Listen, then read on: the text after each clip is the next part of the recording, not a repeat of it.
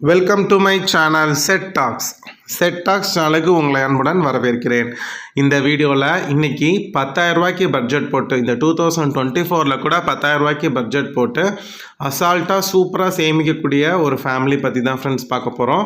இவங்க வந்து பார்த்திங்கன்னா நம்மளுடைய சப்ஸ்கிரைபர்ஸ், எனக்கு தெரிஞ்சவங்க.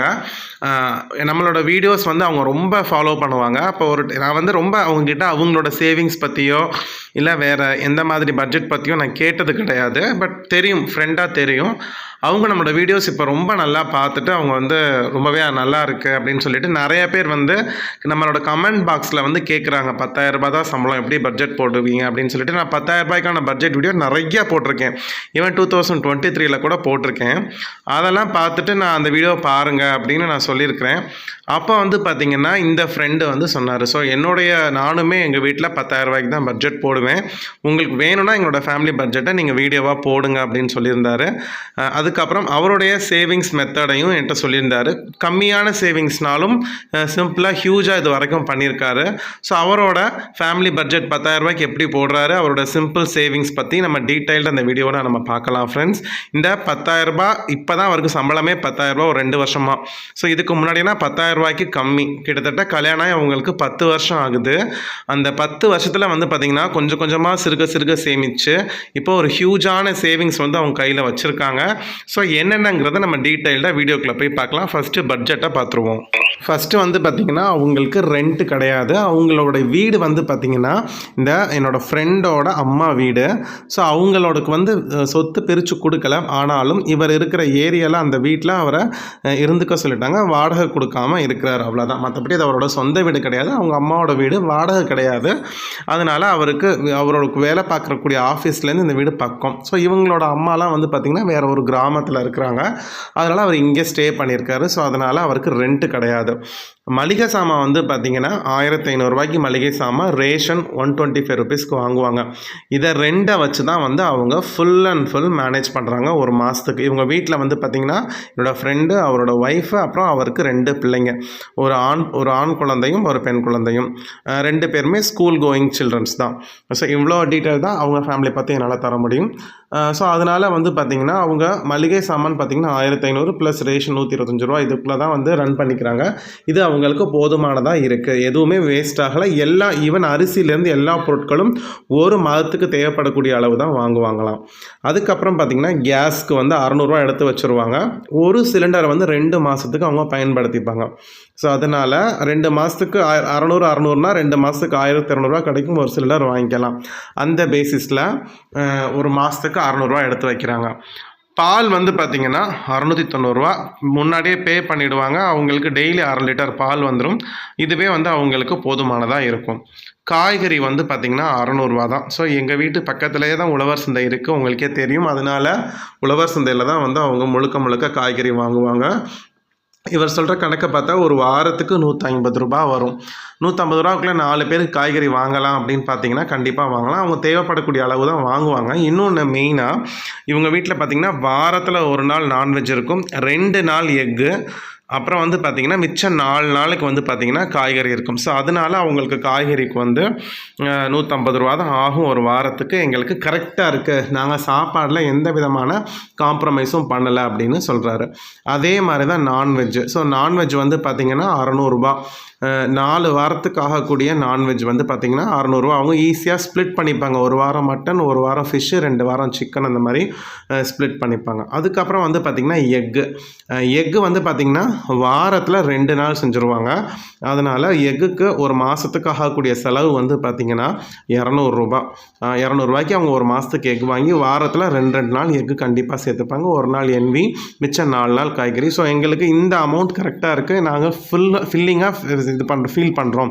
ஸோ நாங்கள் எதுவுமே சாப்பாடில் காம்ப்ரமைஸ் பண்ணலை அப்படின்னு சொல்கிறாங்க ஃப்ரெண்ட்ஸ். நெக்ஸ்ட்டு வந்து பார்த்திங்கன்னா ஃப்ரூட்ஸுக்கு ஒரு வாரத்துக்கு 100 ரூபாய்க்கு பழங்கள் வாங்கி வாரத்தில் 100 ரூபாய்க்கு வாங்கின பழங்களை வச்சுக்கிறாங்க. ஃப்ரூட்ஸ் வந்து அவங்க ஃப்ரீக்வெண்ட்டாக வாங்குவாங்க. ஒரு வாரத்துக்கு 100 ரூபாய்க்கு பழம் வாங்கினா போதுமா அப்படின்னு கேட்டால் அவங்க மோஸ்ட்லி வந்து பார்த்திங்கன்னா கொய்யாப்பழம், வாழைப்பழம், ரொம்ப ரேராக வந்து ஆப்பிள் வாங்குவாங்களாம். ஸோ இந்த மாதிரி அவங்கக்கிட்ட இருக்கிற அந்த 400 ரூபாயை ஸ்ப்ளிட் பண்ணி வாங்கிப்பாங்க ஃப்ரெண்ட்ஸ்.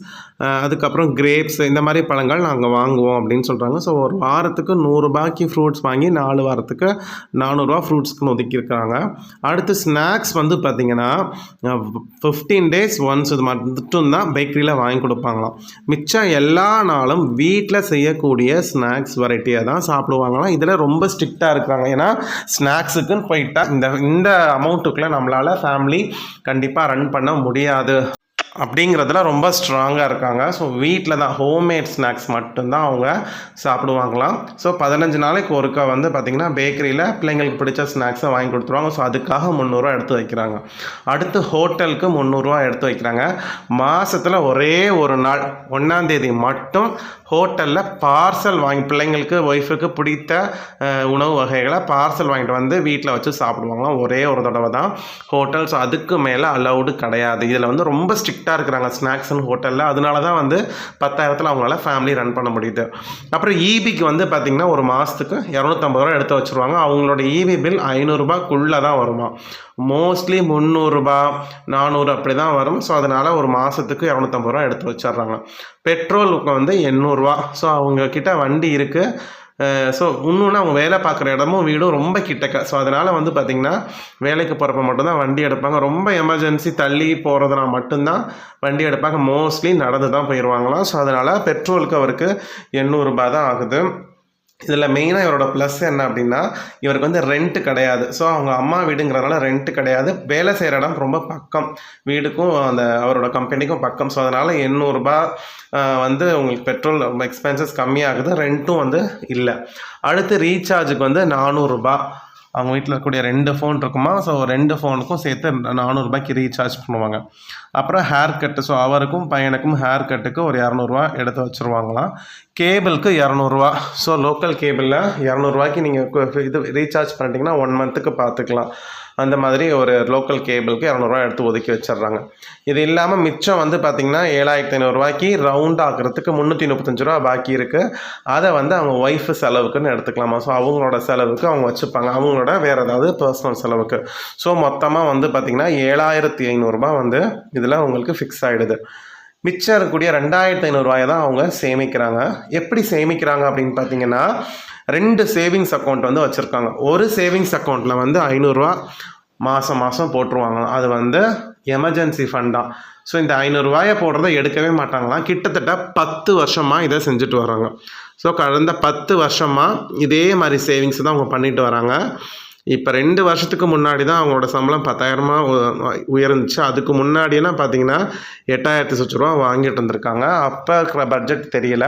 பட் இப்போ ஆனால் இந்த சேவிங்ஸை வந்து அப்போ ஒரு 10 வருஷமாக ரெகுலராக ஃபாலோ பண்ணிட்டு வராங்க இந்த 2,500 போடுறத.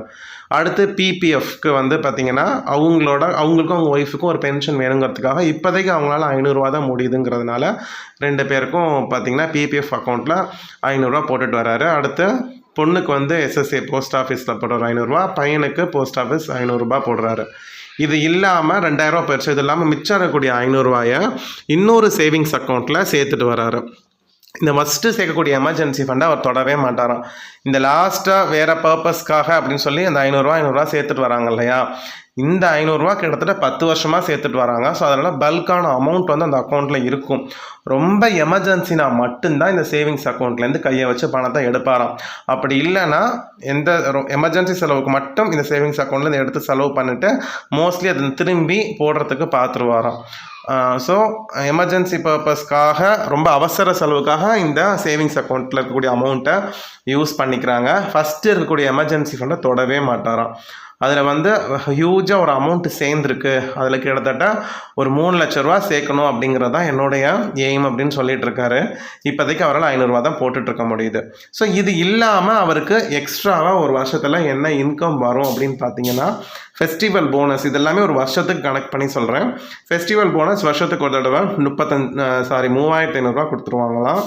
அது இல்லாமல் ஒவ்வொரு மாதமும் அவங்க பார்க்கக்கூடிய எக்ஸ்ட்ரா ஒர்க்கு, சில சமயம் வந்து சனிக்கிழமை ஒர்க் பண்ணுவாங்க, சில சமயம் 1 மணி நேரம் எக்ஸ்ட்ரா ஒர்க் பண்ணுவாங்க அந்த ஆஃபீஸில். ஸோ அவங்க வேலை பார்க்குற இடத்துல இவங்க செய்யக்கூடிய ஒரு எக்ஸ்ட்ரா ஒர்க்குக்கு ஒரு வருஷத்துக்கு சேர்த்து வச்சு ஒரு 45,000லேருந்து 50,000 வரைக்கும் அரியர்ஸ் மாதிரி வருமா. ஸோ இவங்களே வந்து ஒரு நாளைக்கு இல்லை ஒரு வாரத்துக்கு இத்தனை நாள் எக்ஸ்ட்ரா ஒர்க் பார்க்குறது, அந்த மாதிரி ஃபெஸ்டிவல் டைமில் வந்து எக்ஸ்ட்ரா ஒர்க் பார்க்குறது, இந்த மாதிரி தெரியுமா. ஸோ என்னென்ன நாள் எத்தனை நாள் ஃபெஸ்டிவல் ஒர்க் பார்த்தா இவ்வளோ ரூபாய் கிடைக்குங்கிறது அவங்களுக்கு தெரியுமா. ஸோ இவர் வந்து பார்த்திங்கன்னா கரெக்டாக ஒரு 45,000லேருந்து 50,000 இன்சென்டிவ் வர மாதிரி எக்ஸ்ட்ரா ஒர்க் பார்த்துருவாராம். இந்த அமௌண்ட்டை வந்து பார்த்திங்கன்னா ஃபெஸ்டிவல் போனஸும் எக்ஸ்ட்ரா ஒர்க் இன்சென்டிவும் வந்து பார்த்திங்கன்னா எவரி நவம்பர் இல்லைனா அக்டோபரில் கிரெடிட் ஆகுமா. ஸோ அதை வந்து அவர் என்ன செஞ்சுருவார், ஃபெஸ்டிவலுக்கு வச்சுட்டு மிச்சத்தை சேர்த்து வச்சுருவாராம். அது இல்லாமல் பிஎல் போனஸ்னு ஒன்று வருமா. அதாவது என்ன சொல்லுவாங்க அப்படின்னா, அது எல்லா ஆஃபீஸ்லேயுமே இருக்கும் பிஎல் லீவ் அப்படின்னு. அதாவது இவங்க கம்பெனியில் 12 நாள் சிஎல் இல்லாமல் ஒரு மாதம் பிஎல் லீவ்னு கொடுத்துருவாங்களாம். இந்த 12 நாள் சிஎல் முடிஞ்சதுக்கப்புறம் ஒரு லீவ் வேணும் அப்படின்னா இந்த பிஎல் லீவ்லேருந்து 30 நாள்லேருந்து நம்ம கழிச்சிக்கலாம். இந்த பிஎலை நீங்கள் கழிச்சிட்டிங்க அப்படின்னு சொன்னீங்கன்னா, இப்போ 30 நாளில் வந்து பார்த்தீங்கன்னா 15 நாள் லீவ் எடுத்துட்டிங்கன்னா மிச்சம் 15 நாள் லீவ் இருக்கும். அது அடுத்த வருஷத்துக்கு கேரி ஃபார்வர்ட் ஆகும். ஒருவேளை இந்த 12 நாள் சிஎல் லீவை மட்டும் எடுத்துகிட்டு இந்த 30 நாள் பிஎல் லீவை நீங்கள் எடுக்காமல் இருந்தீங்க அப்படின்னா அந்த ஒரு மாதத்துக்கான சம்பளம் வந்து ஒரு வருஷத்தோட எண்டில் கிடச்சிரும். அது மாதிரி பார்த்தீங்கன்னா 10,000 அவரோட ஒரு மாதம் சம்பளம்.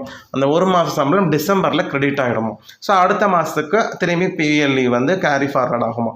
ஸோ இந்த மாதிரி நீங்கள் வந்து இந்த 30 நாள் லீவை எடுக்காமல் இந்த பிஎல் போனஸை வாங்கி சேர்த்து வச்சுருவாராம் பணத்தை. இந்த ஃபெஸ்டிவல் போனஸ் 3,500 இந்த எக்ஸ்ட்ரா ஒர்க் இன்சென்டிவ் வந்து கரெக்டாக அந்த பண்டிகை மாதம் அக்டோபராக இருந்துச்சுன்னா அக்டோபரில் வருமா, இல்லை நவம்பர் தீபாவளினா நவம்பர் மாதம் வருமா. ஸோ எந்த மாதம் வந்து அவங்களுக்கு ஃபெஸ்டிவல் வருதோ அதுக்கு முந்தின மாதம் இந்த அமௌண்ட் வந்து கிரெடிட் ஆகிடுமா. அப்படிங்கிற பட்சத்தில் இந்த அமௌண்ட்டை ஃபெஸ்டிவல் போனஸ் எக்ஸ்ட்ரா இன்சென்டிவில் இருக்கக்கூடிய அமௌண்ட்டை எடுத்து ஃபெஸ்டிவலுக்கு வந்து எவ்வளோ தேவையோ அவ்வளோ பட்ஜெட் போட்டுட்டு மிச்ச அமௌண்ட்டை சேர்த்துருவாராம். இந்த பிஎல் போனஸையும் கம்ப்ளீட்டாக சேர்த்துருவாராம். அந்த அமௌண்ட்டை எப்படி சேர்ப்பாருன்னா அந்த வருஷத்தோட எண்டில் திரும்பி அதை 5 எவ்வளோ அமௌண்ட் கையில் பாக்கி இருக்கோ அதை 5ஆக டிவைட் பண்ணி, நான் ஃபஸ்ட்டு சொன்னேன் இல்லையா, அதே மாதிரி 2 பிபிஎஃப், ஒரு எஸ்எஸ்ஏ, ஒரு எமர்ஜென்சி, அதுக்கப்புறம் இன்னொன்று அதர் பர்பஸ் சேவிங்ஸ், இந்த 5ல் தான் சேர்ப்பாராம். எவ்வளோ அமௌண்ட் வந்தாலும் அதை பல்காக சேர்த்து அதை 5ஆக பிரித்து இதே அக்கௌண்ட்டில் வச்சுருக்காங்க. ஸோ அதில் வந்து பார்த்திங்கன்னா இப்போ கிட்டத்தட்ட 2 சேவிங்ஸ் அக்கௌண்ட்லேயும் 1 லேக்குக்கு மேலே சேமித்ததாக வந்து அவர் என்கிட்ட சொன்னார். பிபிஎஃப் எஸ்எஸ்ஏல எவ்வளோ வரைக்கும் கிட்டத்தட்ட 10 வருஷமாக சேர்த்துட்ருக்கார், 500 ஸோ அது எவ்வளோ இருக்குங்கிறது எனக்கு தெரியல. பட் ஆனால் சேவிங்ஸ் அக்கௌண்ட்டில் 1 லேக்கை நான் இப்போ கிராஸ் பண்ணிட்டேன். அது 3 லட்சம் ஆக்கணும் அப்படிங்கிறது தான் அவரோட எய்மா. ஸோ இந்த வீடியோ உங்களுக்கு பிரயோஜனமாக இருந்துச்சுன்னா மறக்காமல் உங்கள் ஃப்ரெண்ட்ஸ் எல்லாருக்கும் இந்த வீடியோவை ஷேர் பண்ணுங்கள் ஃப்ரெண்ட்ஸ். இந்த வீடியோ பற்றின கமெண்ட் பாக்ஸில் சொல்லுங்கள். அடுத்த வீடியோவில் உங்கள் எல்லாரையும் பார்க்குறேன். Bye friends.